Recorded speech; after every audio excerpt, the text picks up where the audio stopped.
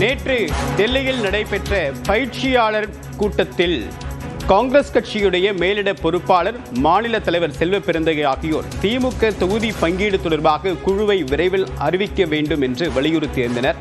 இதன் காரணமாக தொண்டர்கள் வருத்தத்தில் இருப்பதாகவும் அவர்கள் தங்களுடைய வேதனையை பதிவு செய்தனர். இந்த நிலையில் திமுக ஒரு மிக முக்கியமான அறிவிப்பை வெளியிட்டிருக்கிறது. அதில் 22ஆம் தேதி பேச்சுவார்த்தை குழு அமைக்கப்படும் என்றும் தெரிவிக்கப்பட்டிருக்கிறது. விவரங்களை நேரானுடைய சிறப்பு செய்தியாளர் தமிழரசி, தற்போது காங்கிரஸ் எதிர்பார்த்த அறிவிப்பு வெளிவந்து விட்டதா? திமுக 22ஆம் தேதி தான் இந்த குழு அறிவிக்கப்படும், அதற்கான பணிகள் தொடங்கப்படும் அப்படின்னு சொல்லியிருக்காங்க. ஏறக்குறைய இன்னும் 12 நாட்கள் இடைவெளி இருக்கு.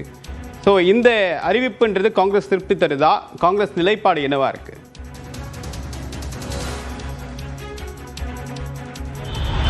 தேவப்பிரியன், நேற்று டெல்லியில் நடந்த திமுக மாவட்ட தலைவர்களுக்கான பயிற்சி கூட்டத்திற்கு பிறகாக செய்தியாளர்களை சந்தித்த தமிழக காங்கிரஸ் மேலிட பொறுப்பாளர் கிரிஜோடங்கர் மற்றும் மாநில தலைவர் செல்வ பெருந்தகை திமுக உடனடியாக பேச்சுவார்த்தை குழுவை அமைத்து பேச்சுவார்த்தைக்கு அழைக்க வேண்டும் என வலியுறுத்துவதாக தெரிவித்திருந்தனர்.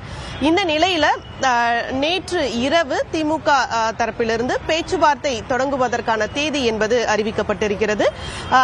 தமிழக அரசுடைய இடைக்கால பட்ஜெட் 17ஆம் தேதி சட்டமன்றத்தில் தாக்கல் செய்யப்பட இருக்கு. அதன் பிறகு அதன் மீதான விவாதங்கள் நடைபெற இருக்கு.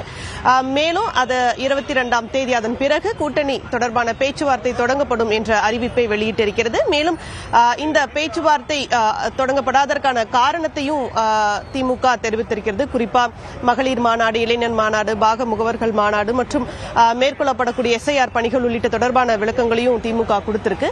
இந்த நிலையில குறிப்பா இந்த திமுக இந்த பேச்சுவார்த்தை குழுவை விரைந்து அமைக்க வேணும்னு தொடர்ந்து காங்கிரஸ் வலியுறுத்தி வந்தது. இதற்கு பல காரணங்கள் முன்வைக்கப்படுது. குறிப்பா பார்த்தோம் அப்படின்னா, கடந்த நவம்பர் மாதத்துல திமுக மற்றும் காங்கிரஸ் இடையே கூட்டணியில சர்ச்சை ஏற்படக்கூடிய சில திமுக காங்கிரஸ் கட்சி தாவேகாவுடன் பேச்சுவார்த்தை நடத்துவதா சில செய்திகள் வெளியாச்சு.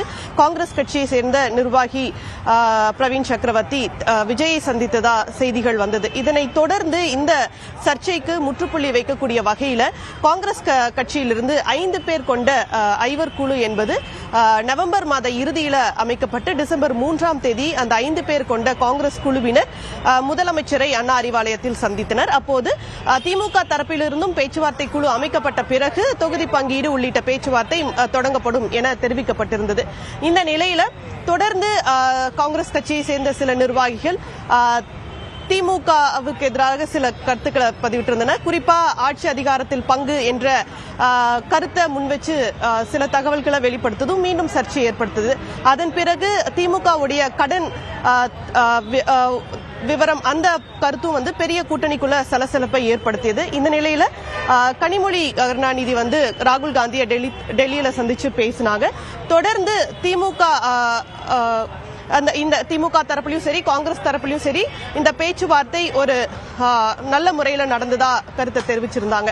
அதன் பிறகு மீண்டும் டெல்லியில் இருக்கக்கூடிய காங்கிரஸ் தலைமை தமிழக தலைவர்களுக்கு பல அறிவுறுத்தல்களை வழங்குச்சு. குறிப்பா கூட்டணி குறித்து பொது வெளியில எந்த தகவல்களையும் பகிரக்கூடாது. தொடர்ந்து பேசலாம்.